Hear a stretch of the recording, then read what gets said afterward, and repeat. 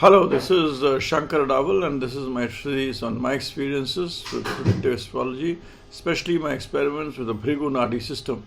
And today I'm going to talk about Saturn. So, whenever Saturn is in the first house, and it always will spoil Mars. And Saturn in first house and Mars is also weak.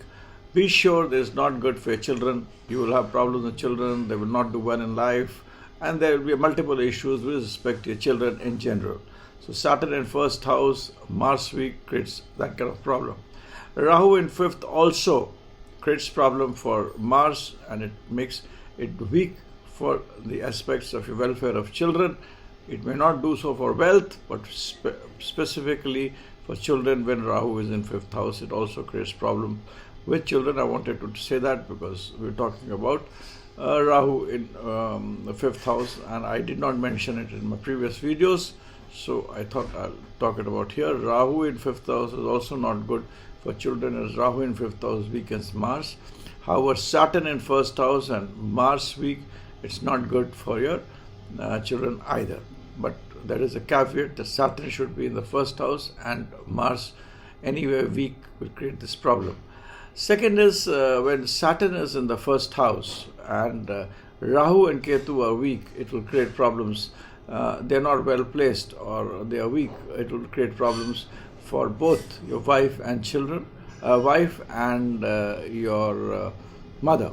It will not be good for wife as well as your mother.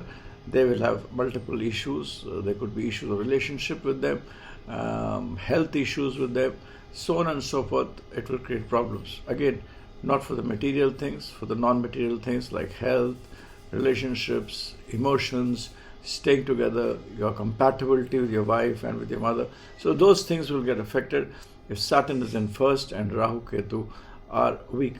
Now, whenever Saturn is in first and Mercury is weak, it's quite disastrous, because here it affects your profession. It will affect finance, it will affect money, it will affect the inflow of money, it will affect your accumulated money, it will increase your expenses, it may put you to debts. So it affects the life thing of your life, that is money, which is very important in the current world. Money is power, and if that is there, Saturn is in first house and Mercury not right, it will create problems to that limit. Now, Mercury is not good. My experience is in the third house. From the first to sixth house, Mercury in third house is not good. So it will create problems with respect to third house. And also it is not very good between 8th to 12th house. 8th, 9th, 10th, 11th and 12th houses, Mercury doesn't do well for itself. And that is an important thing that is an important thing which you have to take into account.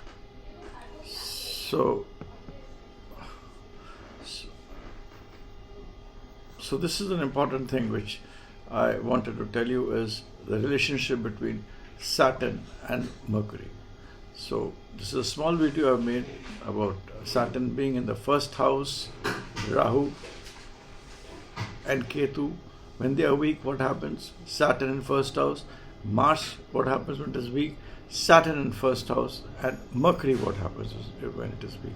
So this is how you can, I predict very fast.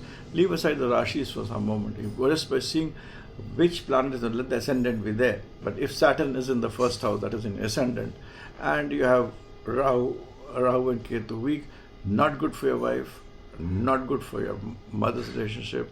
Saturn in first, Rahu in fifth, again not good for your children. Rahu fifth only is also not good for your children. Saturn in the first and Mercury weak, not good for your wealth and finance. So Mercury, I would say, is not good in the third house, and also from 6th to 12th being the worst house for Mercury. So it's not good. Of course, if it's conjunct with other planets, etc., you have to see what is the limit, or to what extent the negativity happens, and how much it is curtailed by if it being there.